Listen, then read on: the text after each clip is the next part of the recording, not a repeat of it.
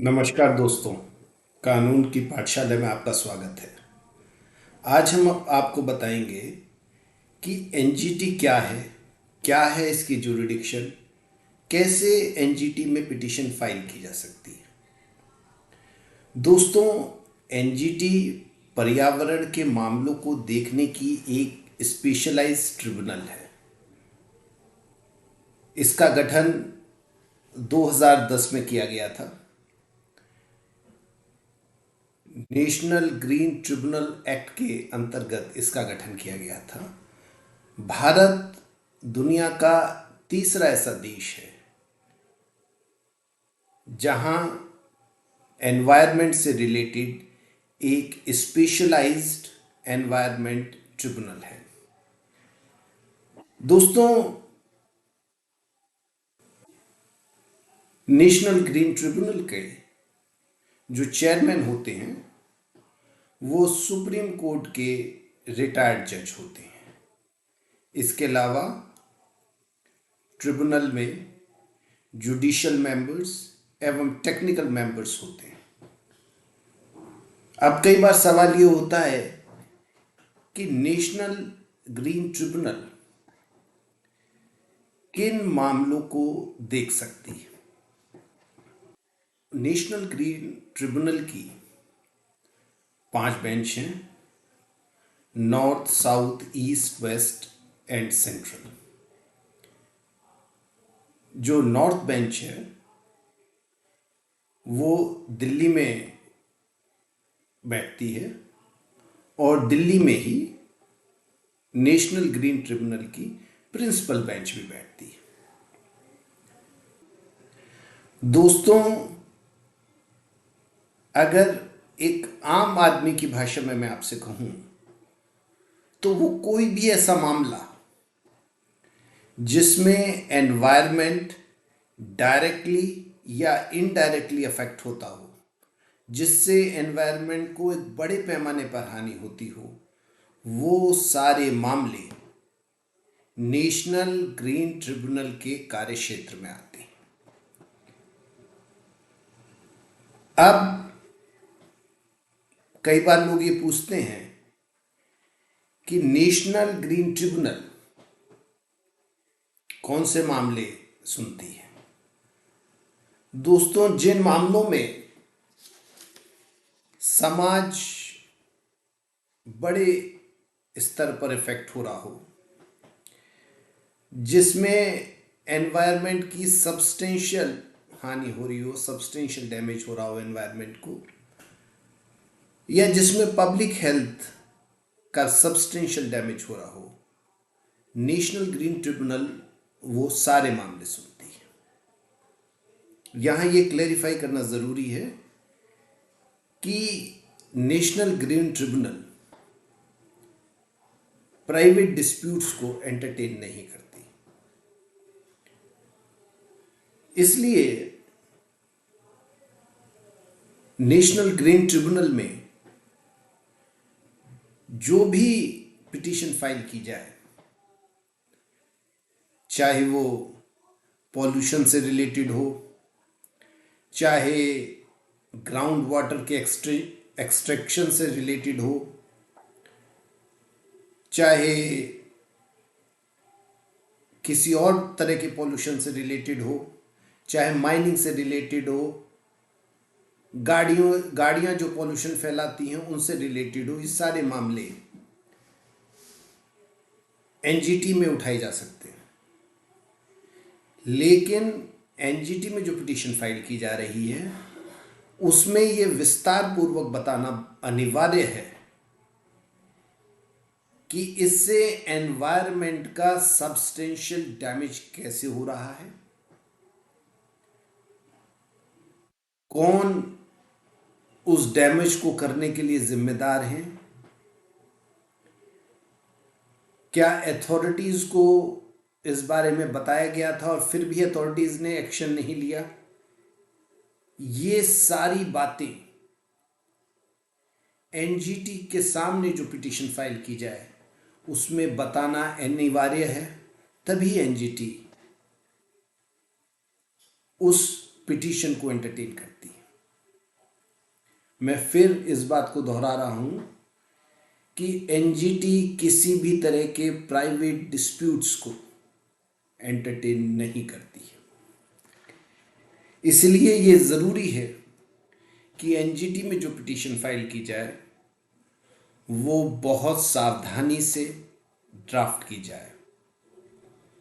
कानून में हर comma full stop का अपना एक मीनिंग होता है। पिटीशन को एनजीटी के दायरे में लाने के लिए सारे तथ्य विस्तार पूर्वक बताने अनिवार्य हैं। अब एनजीटी में जो पिटीशन फाइल करी जा रही है उसमें इस बात को दोहराना, ये एक एस्टैब्लिश्ड लॉ है, ये एक सेटल्ड लॉ है कि एक स्वच्छ एनवायरनमेंट, एक clean environment right to life का एक पार्ट है, जो कि आर्टिकल 21 ने, भारत के संविधान के आर्टिकल 21 ने हर नागरिक को दिया है। एनजीटी अपने निर्णय प्रिंसिपल्स ऑफ नेचुरल जस्टिस के आधार पर करती है। ये सीपीसी या एविडेंस एक्ट का प्रोसीजर फॉलो करने के लिए बाध्य नहीं है। एनजीटी सब्सटेंशियल जस्टिस करने के लिए अपना प्रोसीजर इवॉल्व कर सकती है। जो 3 प्रिंसिपल किसी भी मैटर को एडजुडिकेट करने में एनजीटी फॉलो करती है वो है, नंबर 1, पॉल्यूटर पेज। जिसने पॉल्यूशन फैलाया है, जिसने एनवायरनमेंट को डैमेज किया है, वो ही उसकी भरपाई करने के लिए जिम्मेदार है। ये जो प्रिंसिपल है, ये इस प्रिंसिपल को कहा जाता है पॉल्यूटर पेज। एनजीटी अपने निर्णयों में एडजुडिकेशन करते समय इस बात को देखती है कि सस्टेनेबल डेवलपमेंट किसी भी तरह से प्रभावित ना हो, और वो इस बात के आदेश भी देती है कि हानि होने से पहले, एनवायरनमेंट की हानि होने से पहले प्रॉपर प्रिकॉशंस ले लिए जाएं। एनजीटी के बनने के बाद कोई भी civil court environment related matters पर एडजुडिकेट नहीं कर सकती है। दोस्तों, आजकल बिल्डर्स बहुत प्रोजेक्ट बना रहे हैं। EIA 2006 के अनुसार यदि कोई भी बिल्डर अपना कोई प्रोजेक्ट डेवलप करता है तो उससे पहले उसे एनवायरनमेंट क्लियरेंस लेना अनिवार्य है। अगर वो प्रोजेक्ट को डेवलप करने से पहले एनवायरनमेंट क्लियरेंस नहीं लेता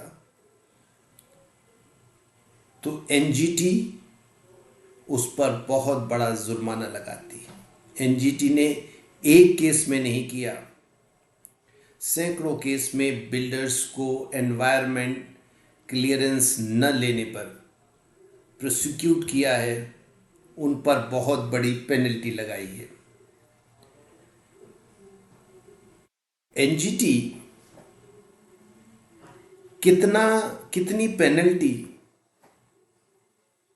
एनवायरनमेंट को डैमेज करने के लिए किसी व्यक्ति पे लगाती है, इसका निर्धारण वो एक प्रिंसिपल पे करती है कि जिसने जितनी हानि एनवायरनमेंट को पहुंचाई है, उससे जितना इलीगल गेन किया है, उतना ही उसको एनवायरनमेंट को ठीक करने के लिए पेनल्टी लगाई जाएगी। यानी जितना डैमेज किया है और जितना उससे मुनाफा कमाया है, उन दोनों को मिला के जो पेनल्टी है, जो पर्यावरण की हानि हुई है, उस आधार पर उसे पेनल्टी देनी होगी। यदि कोई व्यक्ति या कंपनी एनजीटी के आदेश को नहीं मानती, तो एनजीटी के पास ये पावर है कि वो 3 साल तक की सजा कर सकती है या 10 करोड़ रुपए तक का जुर्माना कर सकती है, और जब तक वो वॉयलेशन उसके ऑर्डर का चलता रहेगा, उस पर 25,000 रुपये पर डे के हिसाब से पेनल्टी लगा सकती है।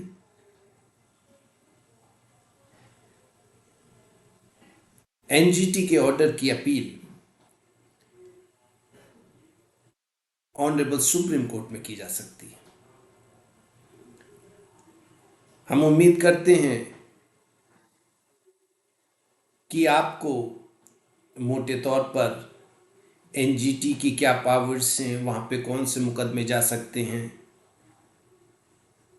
एनजीटी में एप्लीकेशन फाइल करते समय किन बातों का ध्यान रखना चाहिए, इस बारे में जानकारी मिल गई होगी।